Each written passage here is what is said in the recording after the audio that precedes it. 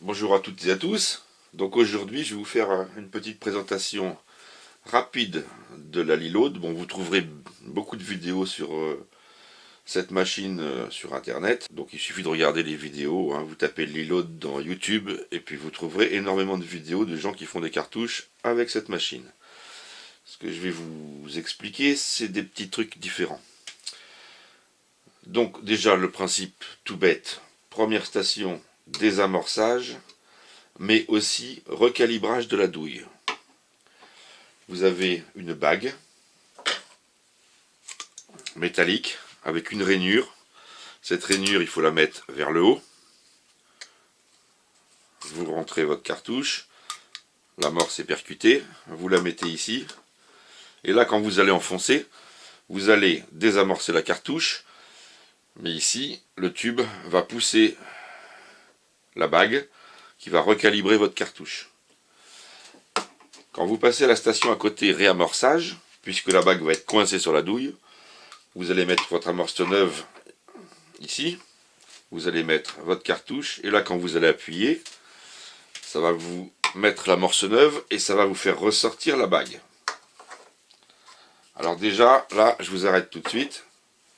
N'utilisez pas la Liload pour recalibrer. La machine, elle n'est pas assez solide pour faire ça. Ou alors sur des tout petits culots du 8 mm, des choses comme ça. Encore, ça peut aller. Mais la machine, plastique, voilà. Les côtés se déboîtent très facilement. Si on force pour recalibrer, vous allez casser la machine. Donc, utilisez simplement la bague. Je vous montrerai comment après, d'une façon très simple. Troisième poste, vous avez le petit outil en plastique là, qui se fixe sur le tube, ici, qui permet, voilà, de mettre la douille en position, voilà, pour recevoir le plomb ou la poudre. On s'aperçoit que ce petit outil a deux trous. Donc vous avez deux possibilités. Le trou du haut, ça vous rabaisse, donc c'est pour faire du 70. Le trou du dessous, vous le rehausse, ça permet de faire du 76. Pareil, je ne vous conseille pas d'utiliser les deux réceptacles poudre et plomb, puisque derrière cette plaque, donc il y a deux vis, vous avez le distributeur qui se trouve ici. Alors là, j'ai fait une bêtise puisqu'on ne voit pas. Voilà, donc plomb ici, poudre ici, vous avez le distributeur.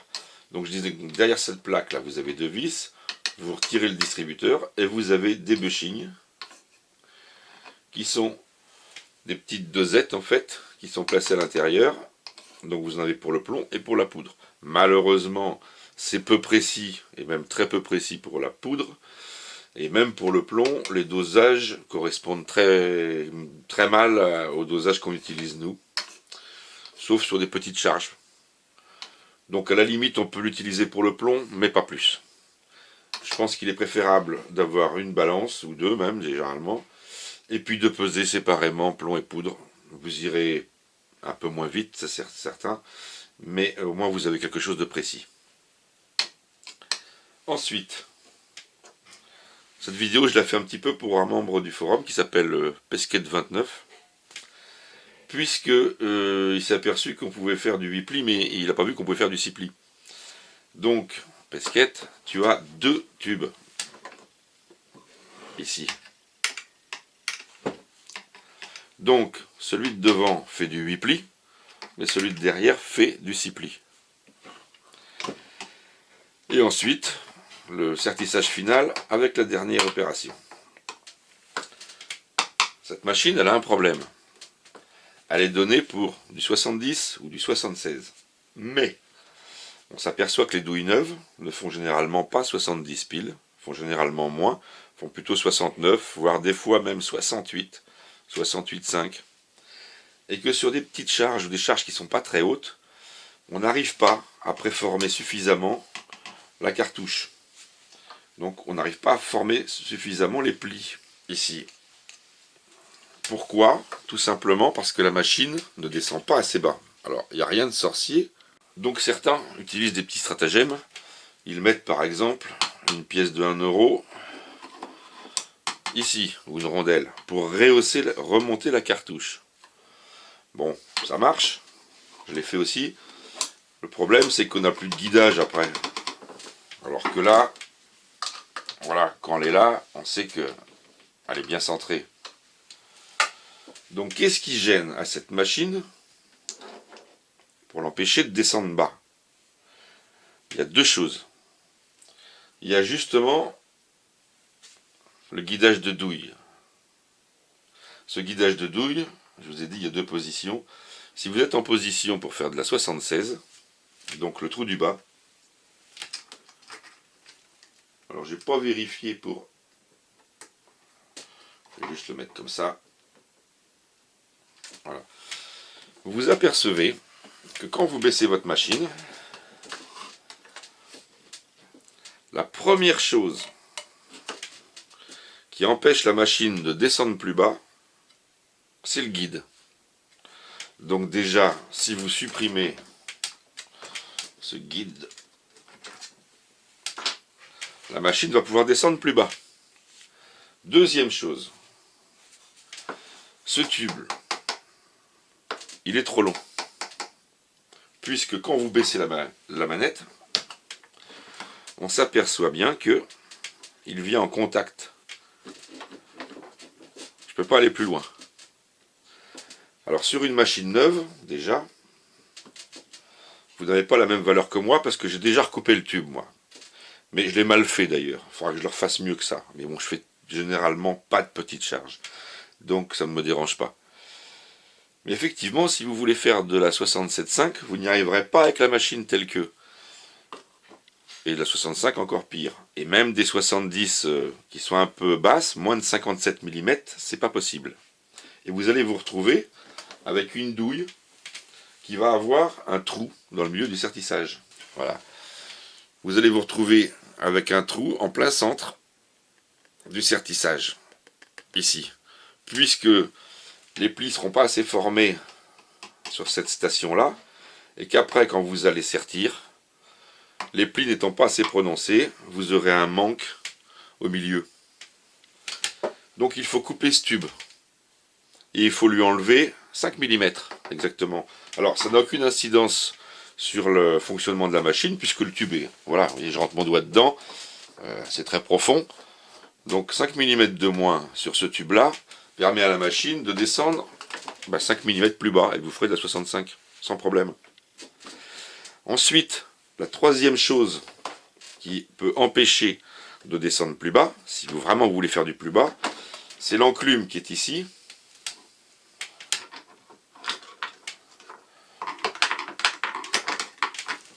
Décidément, elle ne va pas sortir.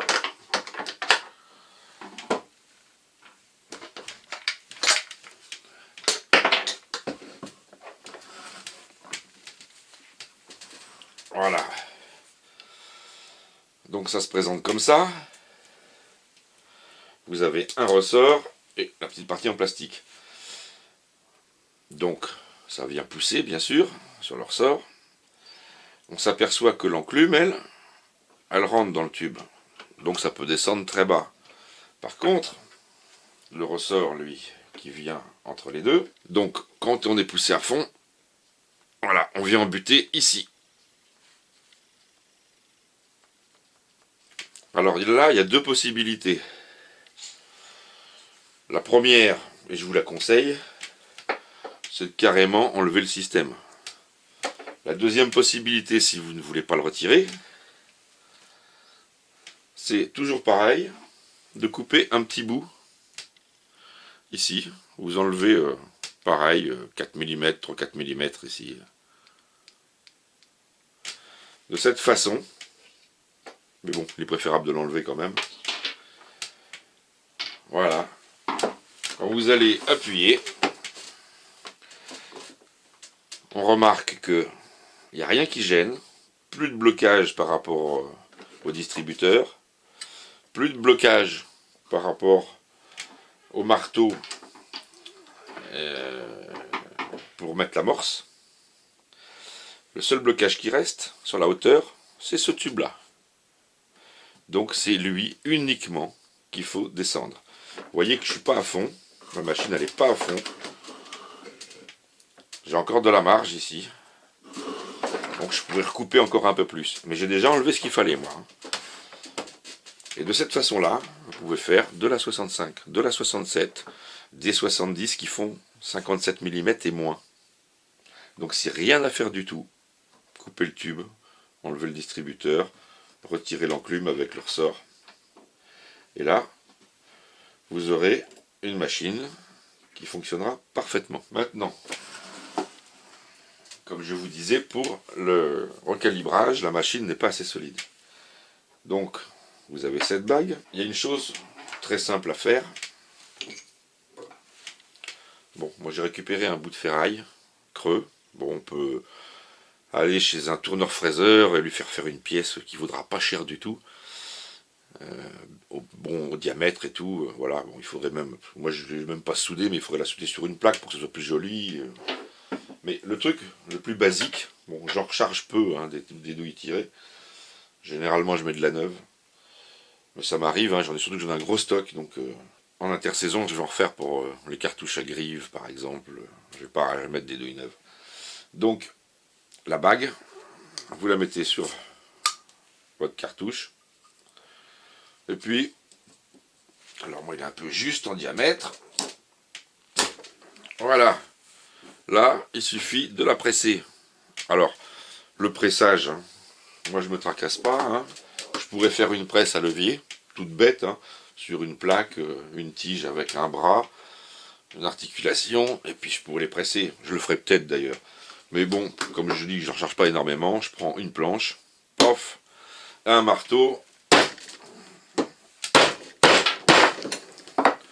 Voilà. Donc là, j'ai pas tapé assez fort. Il faudrait faire un petit peu mieux pour que ça fasse bien le collet de la cartouche. Et puis après, bah là, vous êtes coincé, bien sûr. Donc, moi j'ai trouvé un gros écrou, hein, mais pareil, dans ce style-là, un bout de tube, quelque chose. Voilà, parce que ça fait juste la taille. Et puis là, bah, tout bête, hein, vous prenez n'importe quoi pour pousser à l'intérieur. Et puis, je vais pas pousser assez. Non, parce que j'ai la table.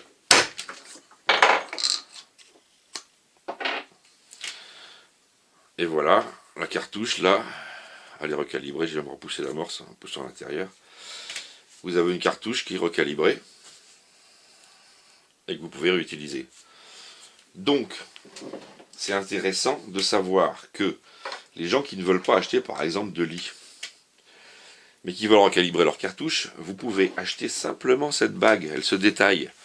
Regardez sur des sites comme Techmagek ou autres, vous cherchez recalibreur pour lit ou pièces détachées pour lit, et vous allez voir que cette bague elle se vend au détail. Je ne sais plus le prix, mais c'est dérisoire, c'est 5 ou 7 euros, 8 euros, quelque chose comme ça. Donc vous pouvez acheter juste la bague de recalibrage. Et après, il suffit de trouver des tubes et même de faire une machine avec un bras si vous voulez.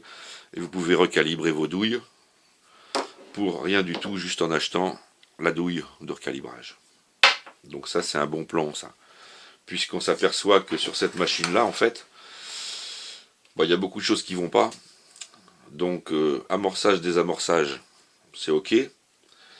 Mais on peut très bien le faire avec une petite machine ancienne, comme on trouve souvent à vendre sur Naturabet par exemple. Vous avez les deux plots avec le levier dans un sens ou dans l'autre sens, côté désamorçage, côté réamorçage, ça vaut pas une fortune, donc ça, vous pouvez le faire séparément.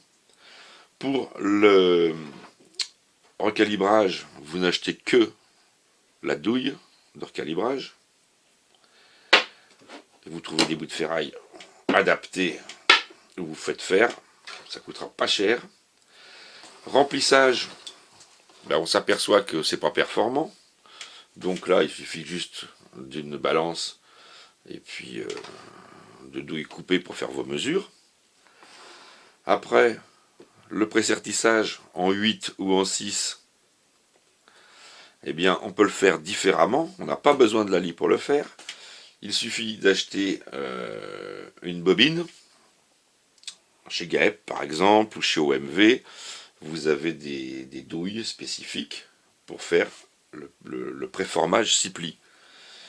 Cette douille, vous pouvez très bien la monter sur une perceuse à colonne, puisque pour avoir une bonne cartouche avec ce genre de matériel, il faut de toute façon la passer au lissoir après la cartouche. Et pour la passer au lissoir, il faut une perceuse sur colonne. Donc soit une perceuse à main qu'on monte sur une petite colonne pas chère comme j'ai moi, ou alors on peut acheter une vraie perceuse à colonne où on en trouve des pas très chères. Faut faire attention à la vitesse, faut pas que ça tourne trop vite. Et puis ensuite, la dernière étape qui sera le sertissage final. Alors là c'est pareil, il existe des douilles. Si on décortique l'étape, en fait, si on veut vraiment faire du parfait, 3 douilles. La première fait le pré-sertissage, la deuxième va vous faire un début de pli, et la troisième, le lissoir, va vous la finir parfaitement. Mais on peut supprimer la bobine intermédiaire. Donc elle porte des noms, hein. Il y a le Cognator, il y a tout ça. Donc il suffit de regarder sur les sites, comme sur le site de GAEP, vous trouverez les bobines adéquates.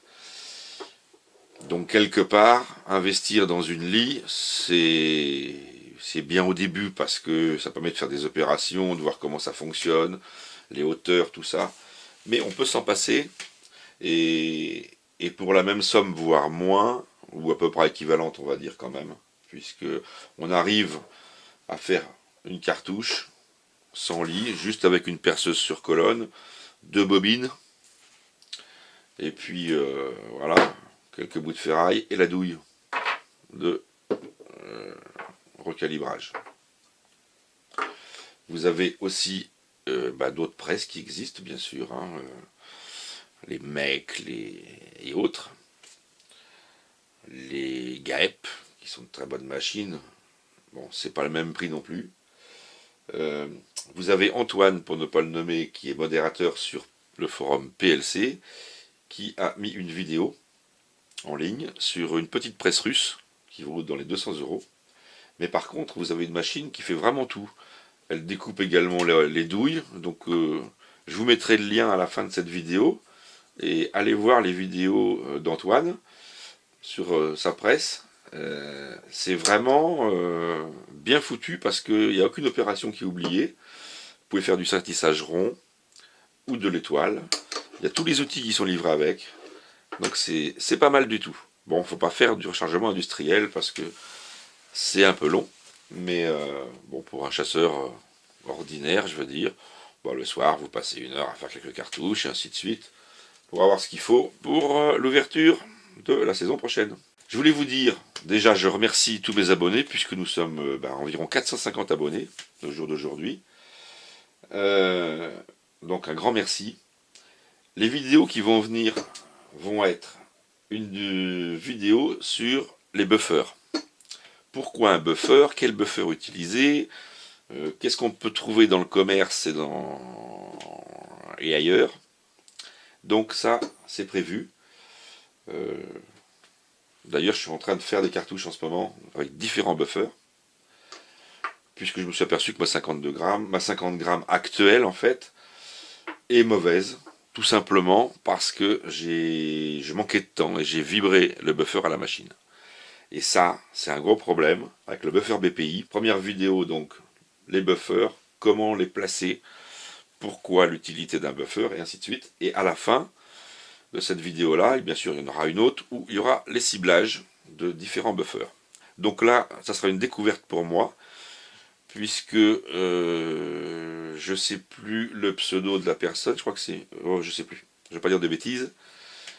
On nous a donné une info sur le forum. L'info, c'est le tapioca. Et ça, c'est vrai que j'avais pensé au tapioca, puisque c'est une fécule de manioc. Donc, pourquoi pas? Mais effectivement, je soupçonne de très très bons résultats. Vous aurez une autre vidéo sur le Baikal MP155.